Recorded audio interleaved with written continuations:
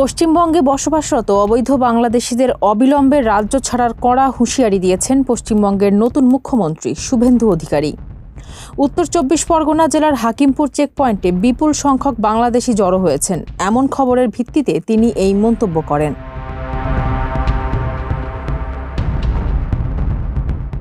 ২৬ মে মঙ্গলবার নদিয়া, হুগলি ও উত্তর ২৪ পরগনা জেলার কর্মকর্তাদের নিয়ে কল্যাণীতে এক প্রশাসনিক বৈঠক শেষে সাংবাদিকদের সঙ্গে আলাপকালে বিজেপি নেতা শুভেন্দু অধিকারী অনুপ্রবেশকারীদের উদ্দেশ্যে হিন্দিতে বলেন, জলদি জলদি ভাগো, নেহি তো জো করনা হে সরকার করেগা, বা তাড়াতাড়ি চলে যাও, অন্যথায় সরকার যা করার তাই করবে।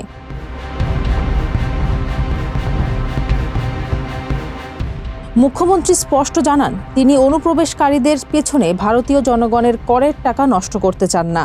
এদের জেলে বসিয়ে খাওয়ানোর কোনো পরিকল্পনা সরকারের নেই।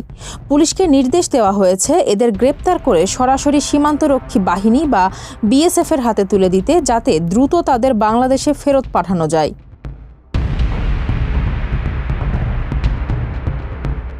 শুভেন্দু অধিকারী অভিযোগ করেন, এতদিন ভোট ব্যাংকের রাজনীতির কারণে আইন থাকা সত্ত্বেও কেউ তা প্রয়োগ করেনি। তবে তার সরকার দেশ ও রাজ্যের স্বার্থে বিতর্কিত নাগরিকত্ব সংশোধন আইন বা সিএএ কঠোরভাবে কার্যকর করবে।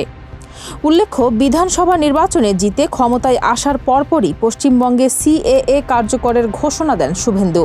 একই সঙ্গে অবৈধ অনুপ্রবেশকারী বাংলাদেশি ও রোহিঙ্গাদের জন্য ডিটেক্ট, ডিলিট অ্যান্ড ডিপোর্ট বা শনাক্ত, বাদ দেওয়া ও পুশব্যাক নীতি বাস্তবায়নে পুলিশ ও সীমান্তরক্ষীদের কঠোর নির্দেশ দিয়েছেন তিনি। ফারজানা হাসিন, মানবকণ্ঠ।